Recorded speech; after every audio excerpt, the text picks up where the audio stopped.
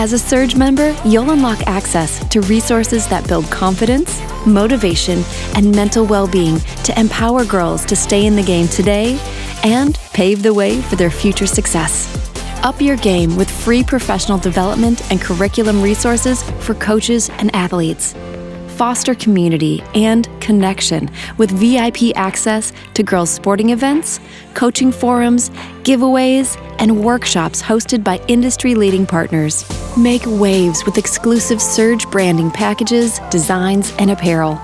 Recognize and celebrate with special awards like Team of the Season and Athlete of the Season to uplift and honor your female athletes. Unlock exclusive offers, including new product sneak peeks, promos, and member-only SURGE stores. Fresh content designed to empower female athletes will be added to the platform every month. So, together, we can help power girls forward.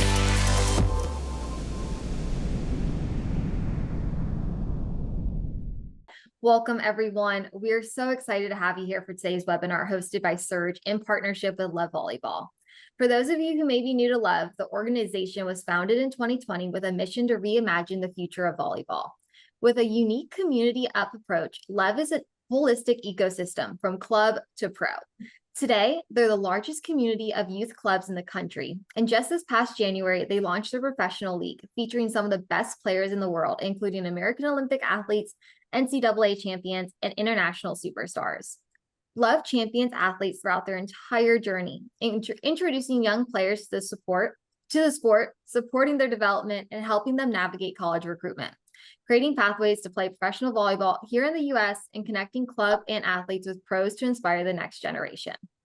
The mission of building connection and support at every stage is exactly why we're here today, to talk about one of the most important drivers of success in sports, team chemistry. We'll explore what it means, why it matters, how coaches, athletes, and parents can help build it. So let me introduce you to the three incredible leaders from LOVE who will be joining our panelists today. First, we have Courtney Thompson, head of player and coach experience, a two-time Olympian, world champion, and former four-year captain at the University of Washington. Welcome, Courtney. Yeah, thanks for having me. Awesome.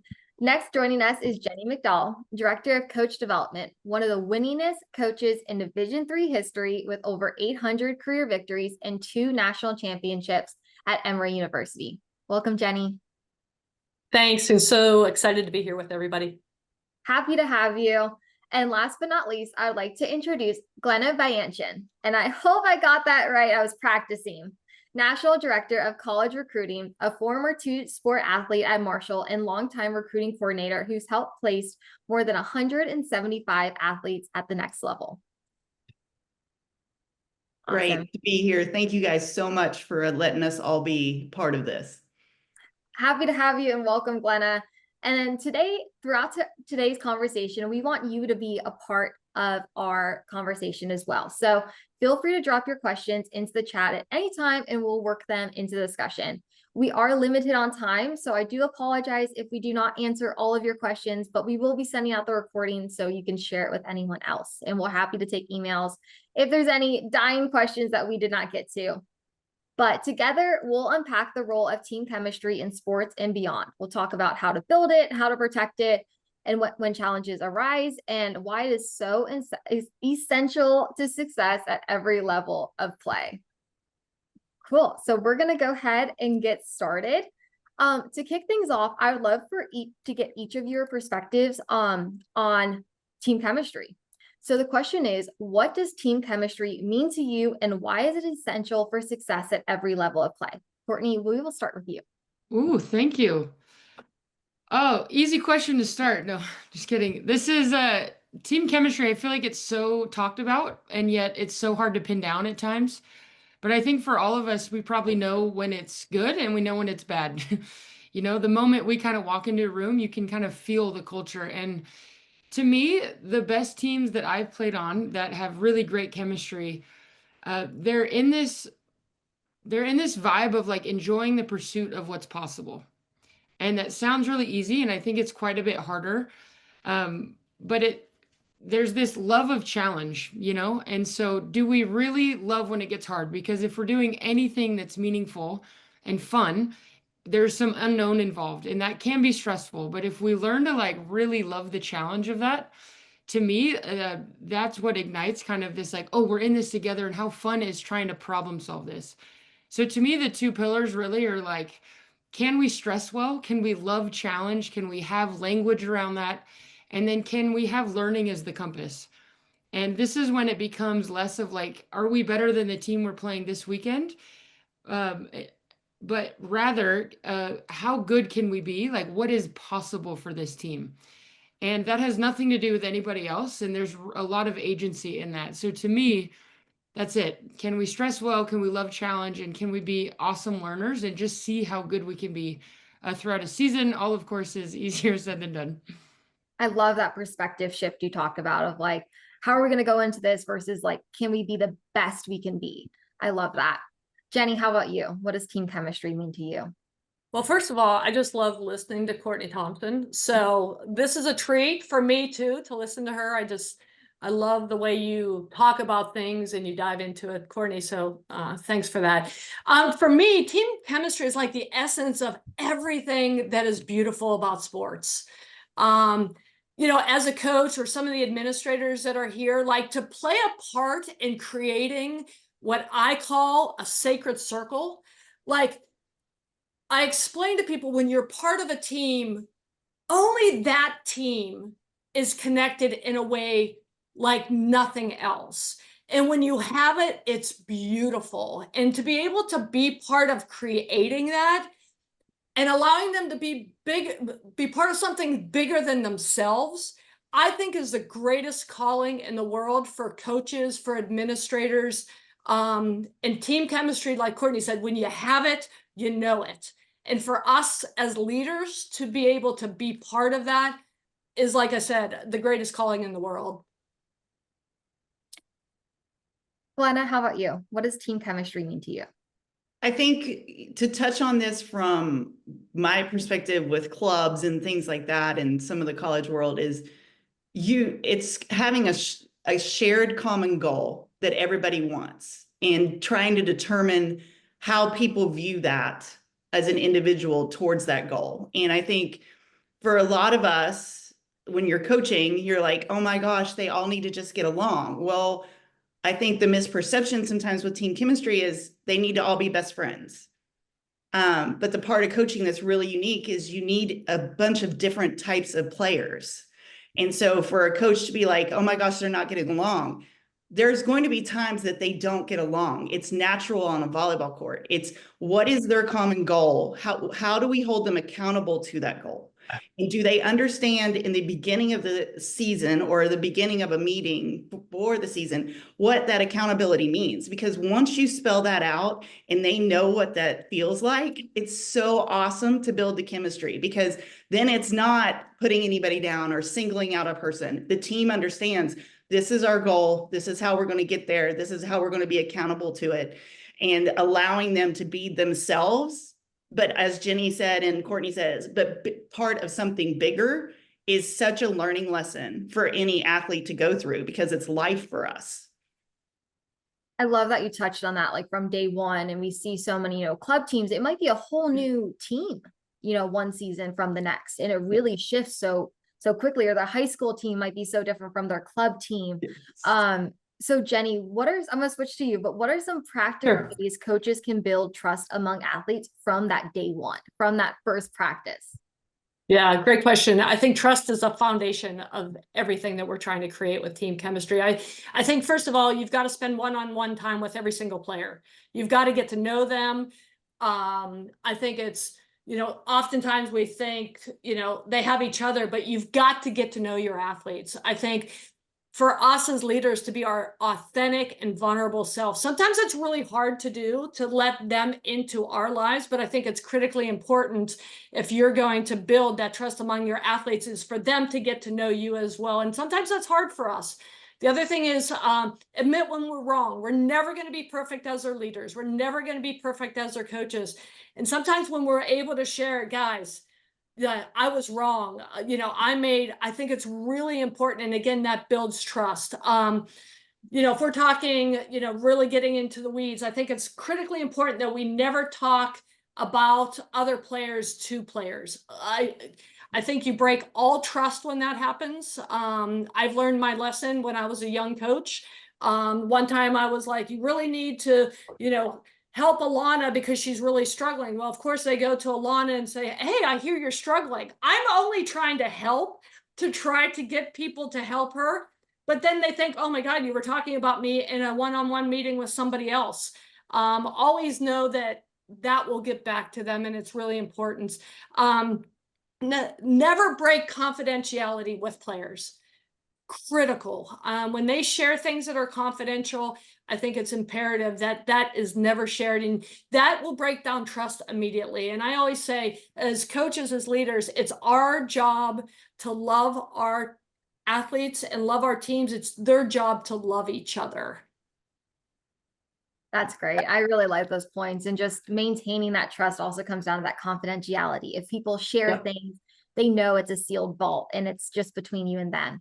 Kind of going off of this, Glenna, what role does communication play in building that unity, and how can athletes improve their communication skills, both between, the athletes themselves, but also between the athlete and the coach? Right. I think communication has a lot of different definitions, is one of the issues that people come across, and it's a challenge because people feel like, well, if I'm talking, I'm communicating. So a communication has to have some purpose behind it when you're directing. I think, when you watch some of the coaches communicate with their athletes, or you're watching athletes communicate on the court, it's small cues, it's quick words, it's developing that ability to be direct without a tone to your voice. And also the coaches explaining that communication is not basically ever given to diminish or belittle someone as a coaching staff and on your team. I think the other part is as Jenny said, spending time with the athlete, getting to know how they want you to communicate with them. Everybody wants to be coached different. That's the hardest part of coaching. That's why you have a job, is you're managing all of these people so differently in how they want to be approached. You can be direct with one athlete, and the other athlete, if you do the same thing, they may be in tears by the time you say your third word. The other thing, I think, especially in high school and club, is spending time together as a team off the court. Without these, it's essential. Team dinners, like I know it's a lot to do these things when we're traveling and club teams and things like that, but a team dinner is huge. Put the phones away. Do a fun card game, all of these different box games that you can take, apple to apple and all of these things. Play those. Allow them to interact with each other, create questions to bring to the table that you want to know, but more than likely the athletes want to know. I think that one thing that we have that is really, really hard is these are young people. They're still figuring out themselves. So for them to say and open up is hard. So we have to create safe space. Like Jenny said, the trust is part of this. But if that safe space opens and you start communicating, and they build this relationship off the court, so when they come on the court, and I was a very competitive athlete, they may have had a tone every once in a while because I was a middle, and I worked really hard, that my teammate then understood that my communication wasn't directed as them as a person. It was the intensity of us, once again, going back to the team chemistry, us having a common goal. And I thought we all agreed on what that goal was and the accountability factor. Well, Glenn, I think we all need to get a pack of our Love Uno decks to bring. You want my deck? Yeah, we all need one, just passing them out to teams. But I love that. And Courtney, I know you also played at a very high level. So how do you handle some of those miscommunications or conflict before it damages team chemistry? Yeah, great question. Glenna, I love that you threw in there. You probably asked for more sets. I see you as a middle. Also, sorry for my dogs. They're barking in the background. Hold on, let me. They just want to be a part of it. They want to join the conversation. Yeah, that's right. When it comes to, I think front loading is a term that we use a lot on the national team, and it's really hard to work through challenges if we haven't done some work up front in being intentional about how we're going to move through this. So that would be a huge one for me. And I would start with kind of what Glenna said. It is really hard to show up for people when we are stressed and when they are stressed if we don't know them. And you can define trust as being able to assume best intent with other people. And if you really don't know where that person's coming from, you guys know this even in business or in any team that we're on now. If you don't know someone and they have a behavior that you don't love, it's a real easy button to kind of other and think, God, why would they, and we can be hard on them. But when we understand kind of where they came from, it's a lot easier to extend some support in that moment. So I would spend some time helping them put language to the strengths they bring to the team. I would really try to celebrate their uniqueness in that. I talk a lot. I'm short. I wasn't that great of a setter all the time, but I love to compete. So that would be something that I would anchor to. And there were other athletes that were really strategic and tactical and smart that we want to also kind of pump up for that. And then lastly, I just would say that if you think about these moments of friction on a team, well, let me just ask you guys, a quick raise of hands. How many times have you ever said something in a team environment and like the minute it comes out, you're like, oh shit, that wasn't it. That's not landing well, right? And I do think we want athletes to take up space and to work together and to lead. But in order to become a great leader, you have to mess those moments up quite a few times. And so as coaches, I think allowing and also normalizing that, hey, when we're learning the skill of leadership, we're not going to always get it right. We don't always get it right. And so there's space to say the wrong thing. And if we can, again, if we know who people are and we've done some work up front, it's a lot easier to move through those moments. Awesome. And yeah, those heat of the moments when you just say things and you just instantly know, maybe I shouldn't have said that one. It's the worst. But another big heat of the moment, we talked about kind of on the court, on the field, like when you're in that heat of the moment, but then what if you lose? And because that's one of the worst moments. Maybe it's a big game, maybe it's the middle of the season. But Jenny, how can team chemistry help athletes bounce back after a tough loss or setback and maintain that strong communication with each other? Yeah, I think it's huge. I mean, every season is going to have ups and downs, right? And when you don't have a strong team chemistry, things splinter immediately. But if you're connected and you have that trust, first of all, you have that emotional support from your other teammates, right? And so you're not, throwing blame on everybody else, because you're connected, you're not going to start blaming individuals, right? So it encourages that support, it discourages blame, right? And then, it allows for more of a short-term memory, right? Losses don't define us as a team if we're connected. I mean, we're going to get through it. We're going to get through it together. It's this mentality, like we're going to channel on our focus on each other and not the loss or blame, right? When you're connected, you feel that like we could get through this together, and then it allows us to have these honest, constructive conversations and not sweep things under the rug because we can't communicate or we're not connected. When we have that trust, when we know each other, we can say, hey, you did not show up today, but unless we don't have that trust, we can't do that because they feel like they're starting to be blamed, right? And we're creating this foundation of learning when we're able to do that, so that connectedness gets you through those tough times. If you're not connected, things splinter. And we all know, we've seen those teams splinter in 1,000 different directions. That's why as a coach, we have to foster and create that chemistry. I mean, that will be the difference between how we define success by the end of the season, for sure. Love that. And Glenna, I'm going to keep going on this conversation and say the team does get to that point where they're splintering, they're kind of at each other. How do you begin to repair the trust if it's already been broken within a team? I think this is one of the hardest parts of coaching is seeing these things start happening when you thought you did the work, right? And sometimes there's just things that happen. One, you've got to basically have a self-evaluation. Is the trust brought on by you? Are you the one who brought mistrust? Is it a teammate? So the acknowledgement and the accountability of where the trust broke is really, really important. Like Jenny said, the vulnerability of you and teammates. This goes back into my world of life lessons. is you have to acknowledge there's an issue. The problem is sometimes digging in to see where that's coming from. But I think that there's nothing wrong with having a very adult conversations with your team to ask what is going on, not on the practice court. Don't do it during practice.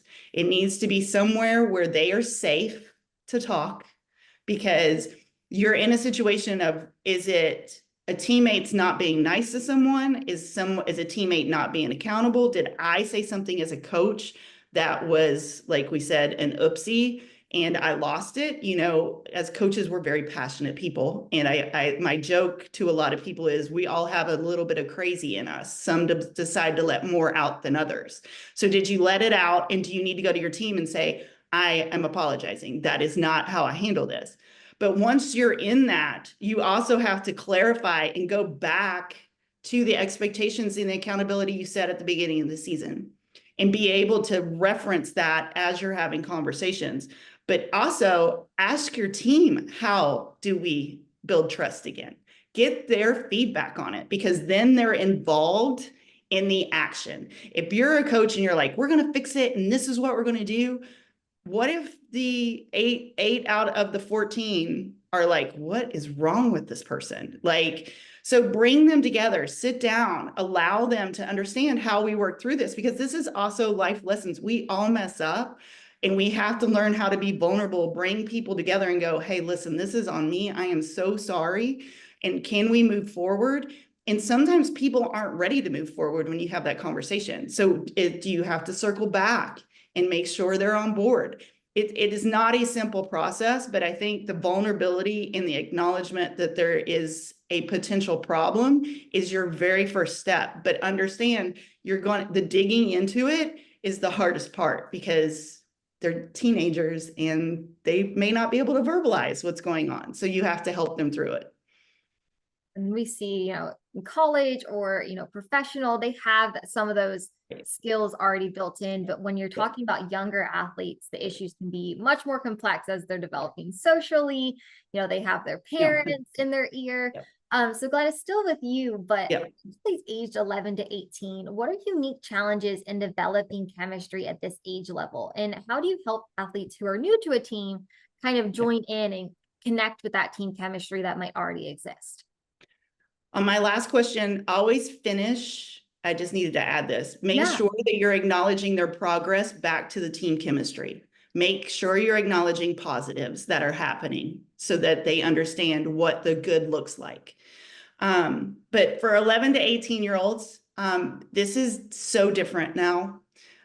Even in the last 5 years, this is so different. There's a fear of judgment of their peers. There's peer pressure that you have to acknowledge.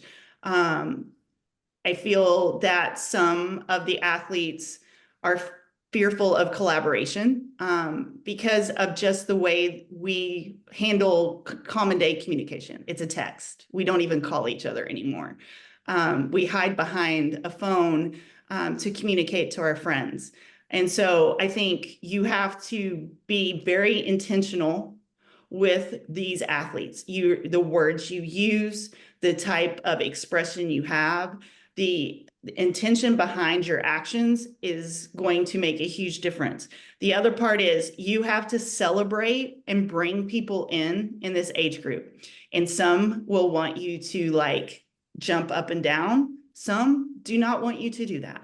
So it's more of, with these age groups, the team bonding events are really, really important. And them being able to interact with each other. And as a coach, I'm not judging if I only have 2 athletes talking to each other at that time, because they'll build their own. But once again, they're not all going to be best friends. Please do not feel like you're going to make this mesh happen with this age group, because they're going to find people that are like them, which is fine. But also, how do you get people, once again, life lesson, how do you work with people that aren't like you and motivate them towards a goal? And this is true in college and peer groups. This is true in our own jobs. not all of us are alike. The three of us kind of mesh really well. But we do have people that are different from us, and how do we help them be part of it and contribute?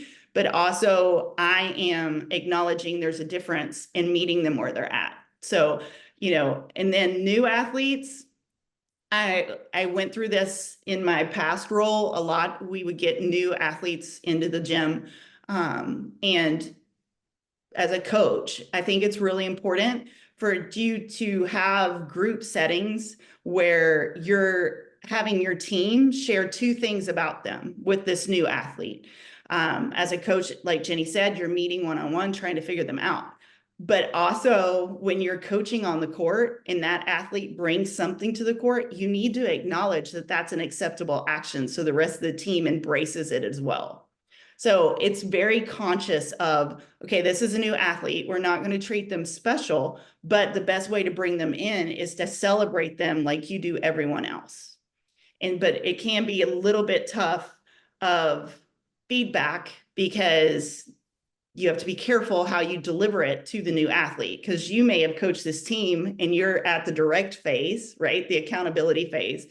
This new athlete may have come from somewhere that wasn't that. So then you're having to kind of go behind the scenes and go, hey, I'm going to address this way. This is how we go, and making sure that they are adjusting to what's happening.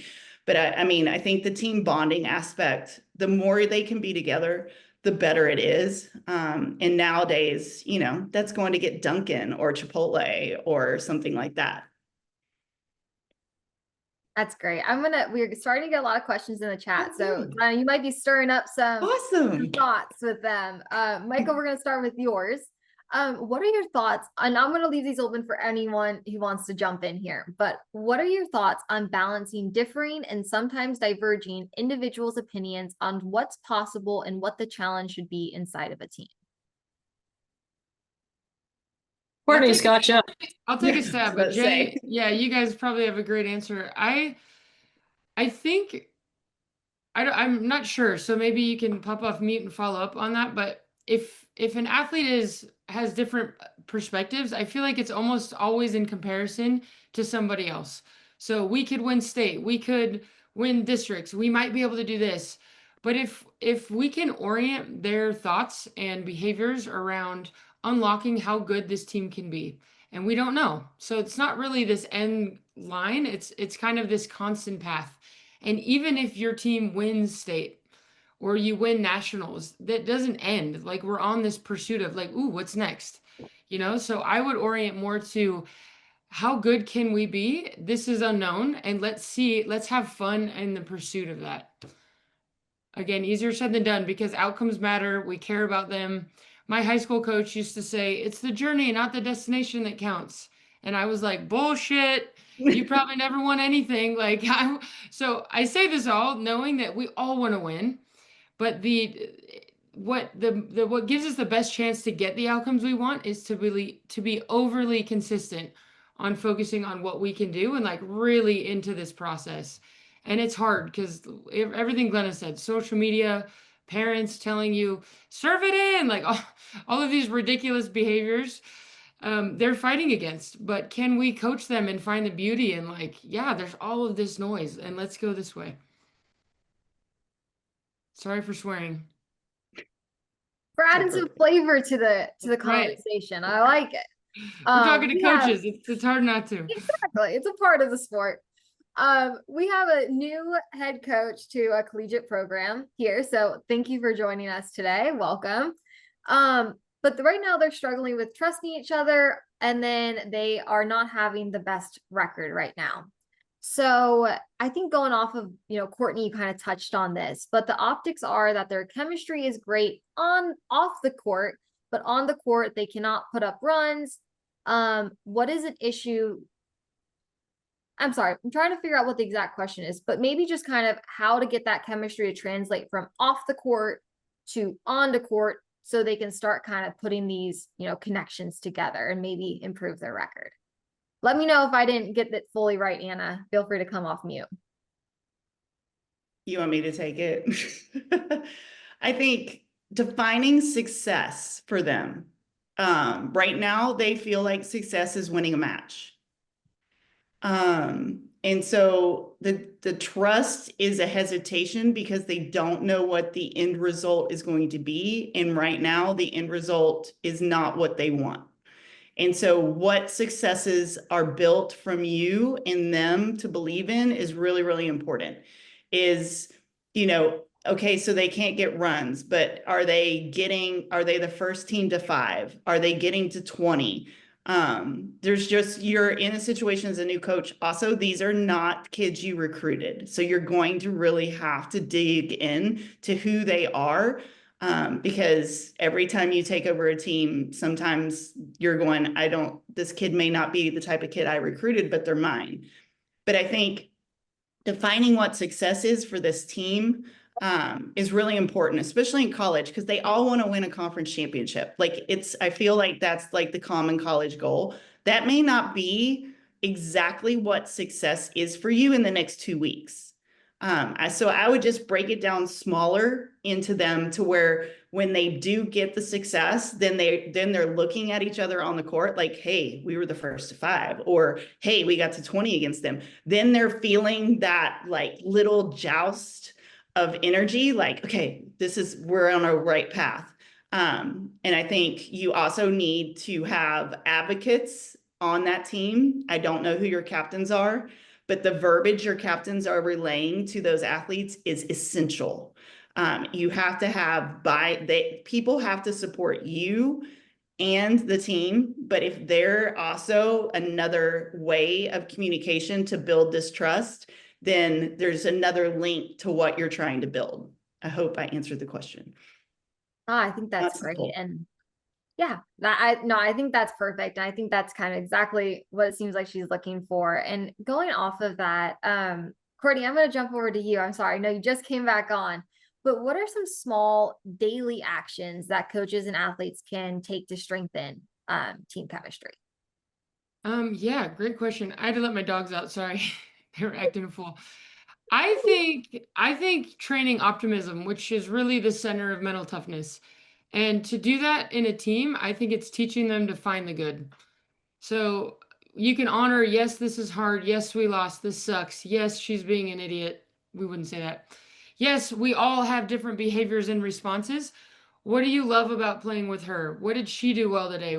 So we're like teaching them to be in hard and also like be uncomfortable, be disappointed, and still what's the opportunity? So that's one like really tangible thing we can do. The other one is, I've said it way too many times already, controlling what you can. And I would train this every single day with my team if I was coaching, even if it's 2 minutes. Hey, what's one thing that's outside of your control that's bugging you? Great. What's one thing you want to focus on? Cool. That's training mindset. And I think it goes a long way. But I'm sure also, Jenny, you have a better answer.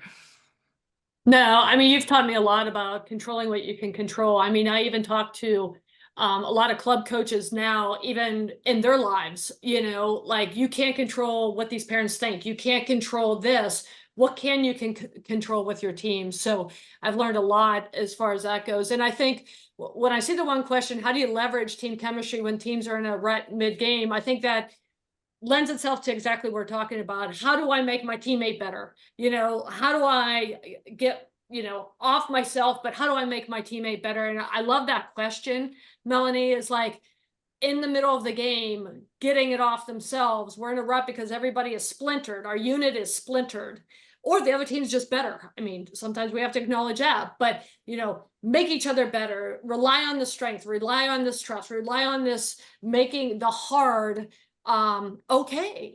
It's okay to be in those moments. It's okay to be hard, and we're going to get out of them. And again, optimism. I'm a big believer in positive self-talk and optimism. I don't see that there's a place for anything else as far as coaching goes. So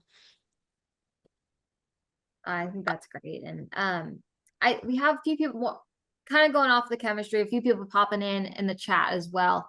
And you kind of touched on it there as well, but Amy was asking, what are some things she's tried some things and it hasn't been working out super well in some cases. Does any of you have like one solid piece of advice that you see work across maybe different sports that is just one piece of thing to help build chemistry that works in almost every case, or a foundation at least? I'll just go real quick. I don't think there's one thing. I think it has to be at the forefront of everything you're thinking about as a coach. You know, every time I walked into practice, I had something that I was focused on to build chemistry. You know, every time we got on the bus, I mean, they laughed because I'd make them play stupid games, but you know, every single thing we were doing, I was focused on how to build team chemistry. So I don't think there's one thing. I think it's over a period of time being very conscious that this has to be a priority.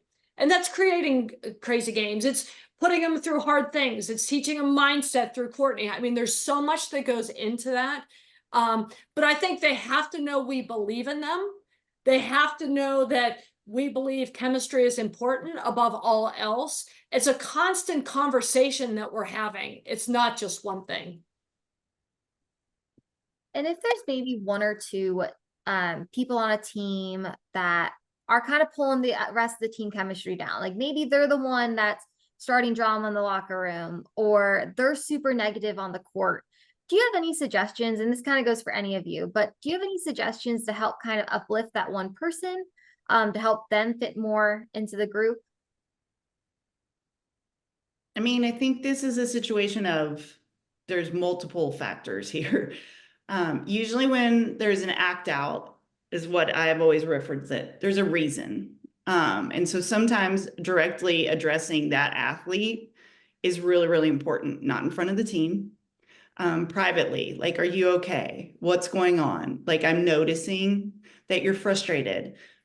Being vulnerable to them, like opening yourself up to have a conversation.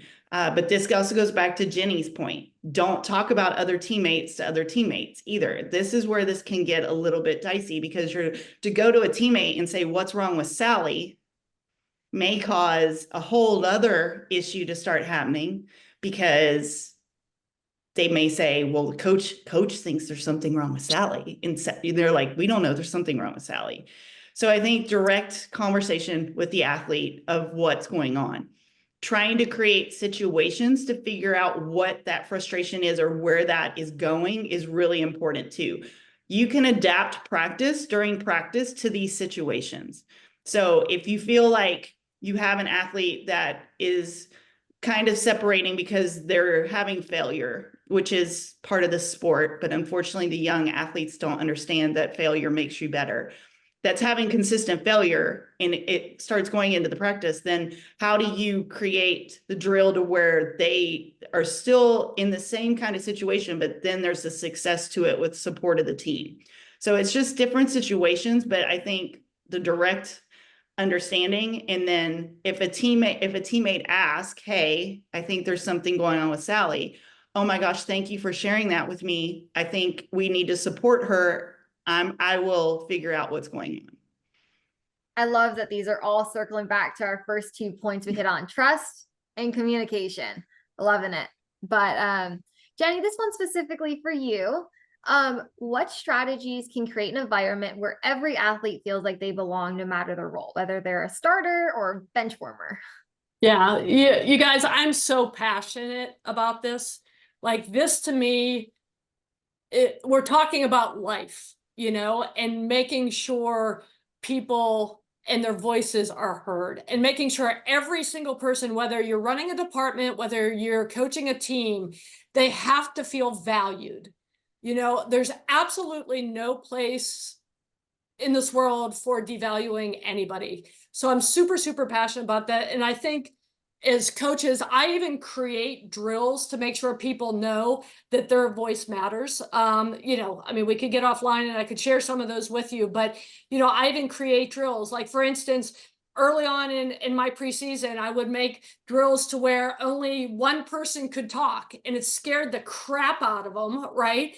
But I wanted them to know I valued them. In our team meetings at the beginning of every practice, I would call on people and make sure that they were sharing. We would go around and do our thank you circle so people could, it was constant that we made sure everybody knew how much I valued them. We would champion things outside of the court. We'd champion great academic news, right? So we made sure that people knew we were valuing the academic piece. I would include people in conversation or in decisions, whether that non-starter would help me choose where we were going to eat, right?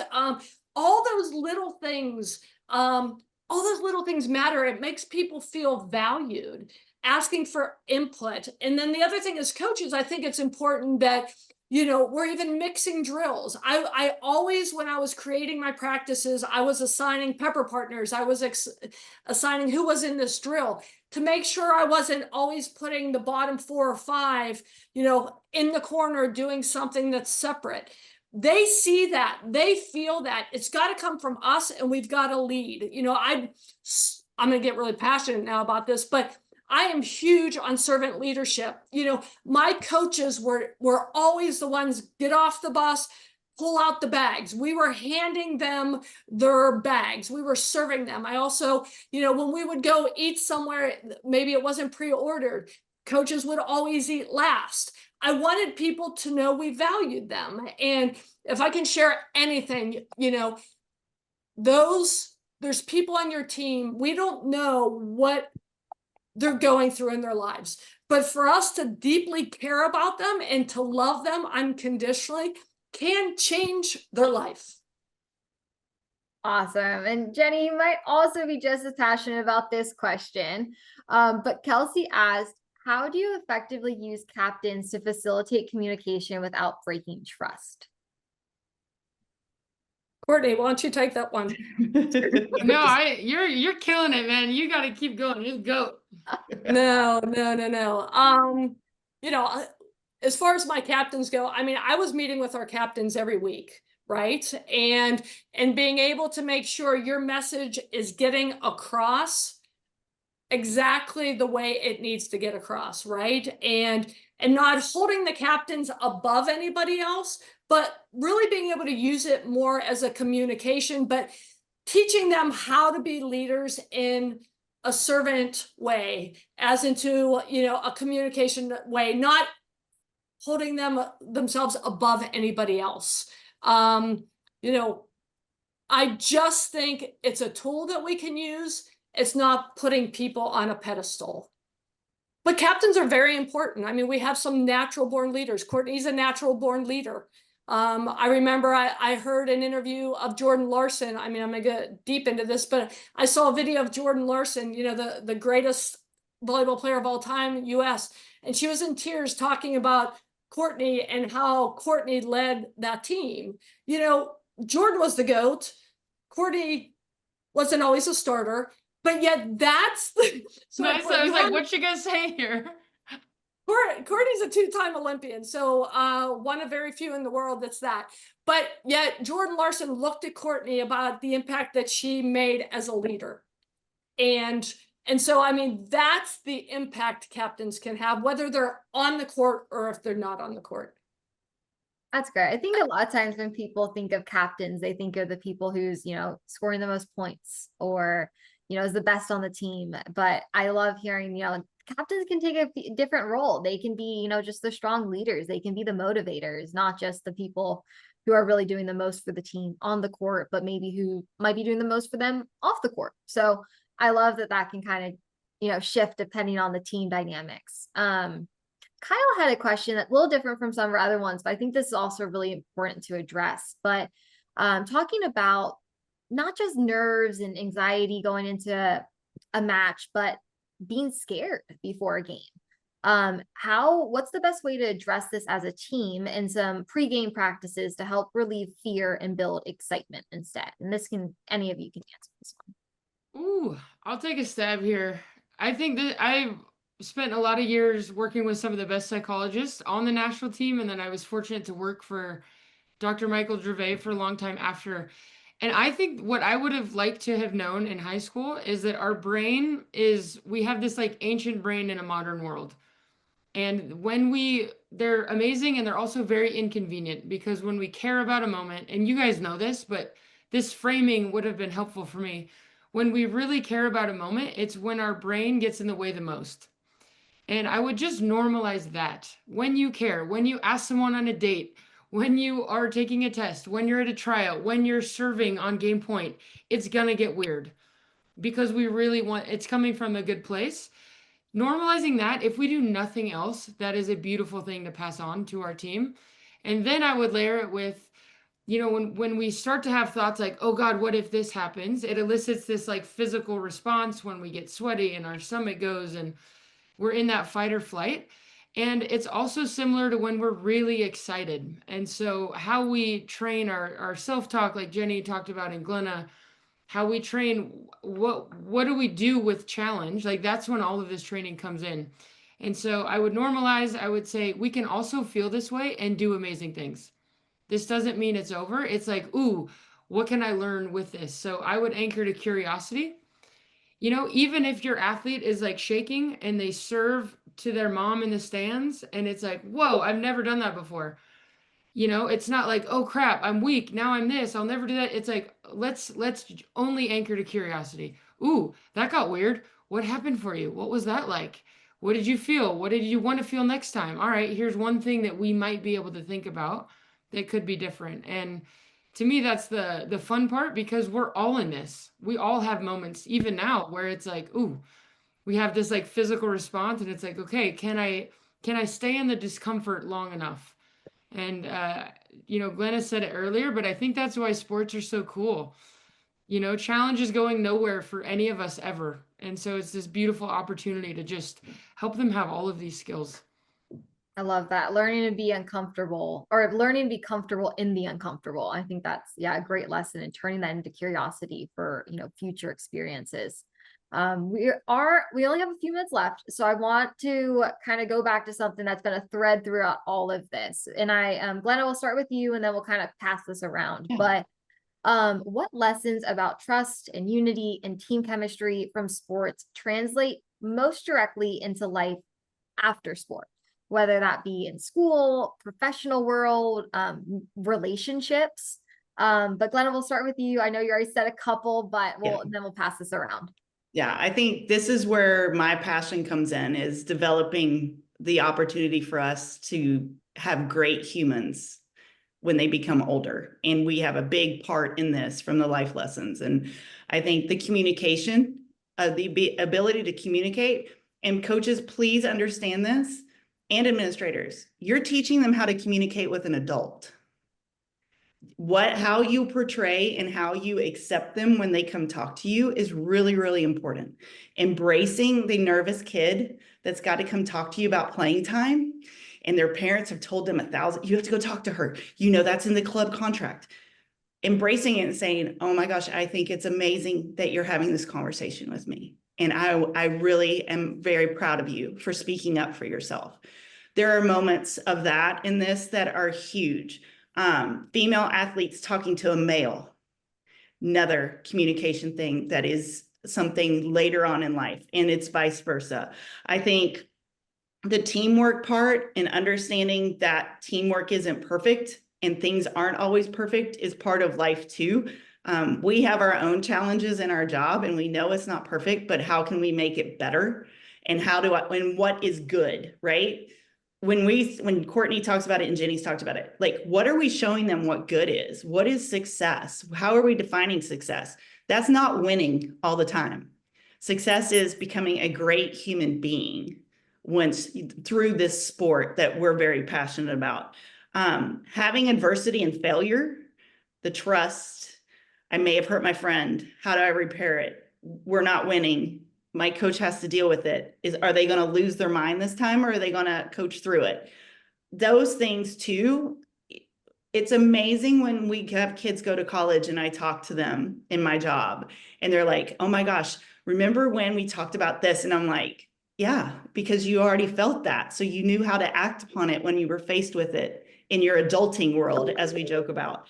And I think also, like I referenced before, getting along with people that aren't like you.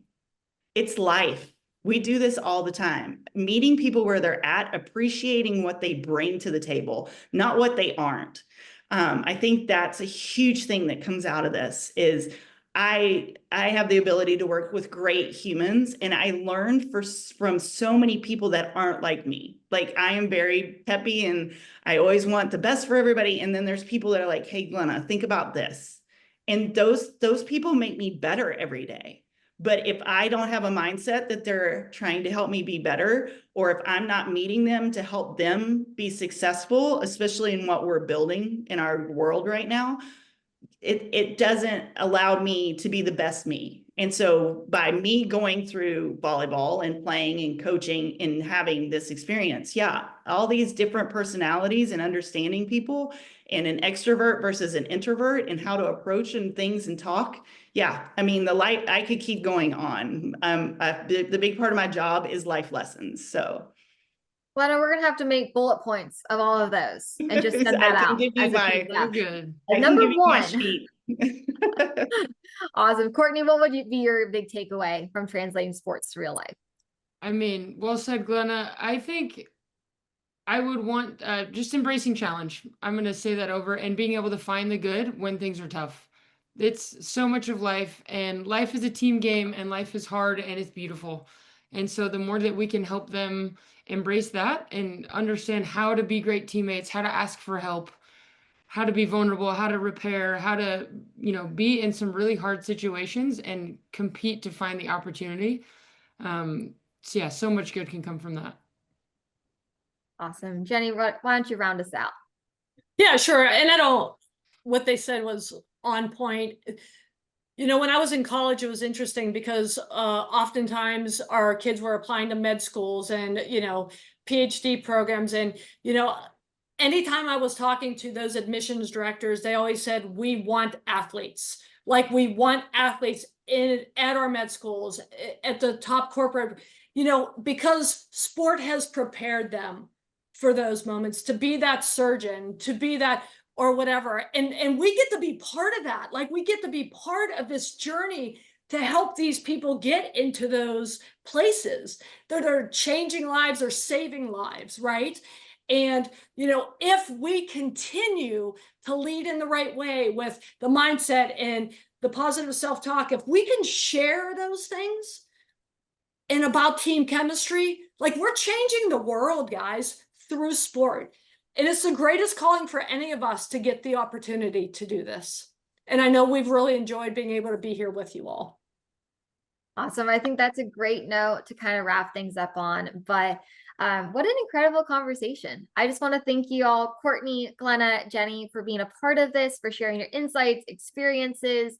And we've seen that, team chemistry just isn't just about the talent on the court, but about trust and communication and resilience and belonging. And, that's what carries athletes through a lot of these challenges and helps them bounce back. So appreciate, and then the last, the advice to how to translate this for the life after sport, because, we know no matter what age, sports end for people, whether they are done playing, they either have to, either transition into coaching or a role outside of it. But for some, at some point, they stop being, an athlete on the field and a team, and now they have to work on a team, in different senses. So really appreciate all that insight for, our young athletes or people who are in college or playing professional right now. But want to thank all the coaches also who took the time to join us today. Whether you're parents, coach, athletes, want to thank all of you for taking the time, the hour out of your day, and, participating and gaining insights from this conversation. So we hope you leave with practical tools and inspirations to build even stronger teams and stronger connections in your own community. So hope you have a great day. We'll be sending out this recording if you missed anything and want to take some notes next time. But we'll see you at our next webinar. Thanks all. Thanks, guys. Everybody. Thanks, guys. Thanks, love. Thanks for all you do. Bye. Thank you. Thank you.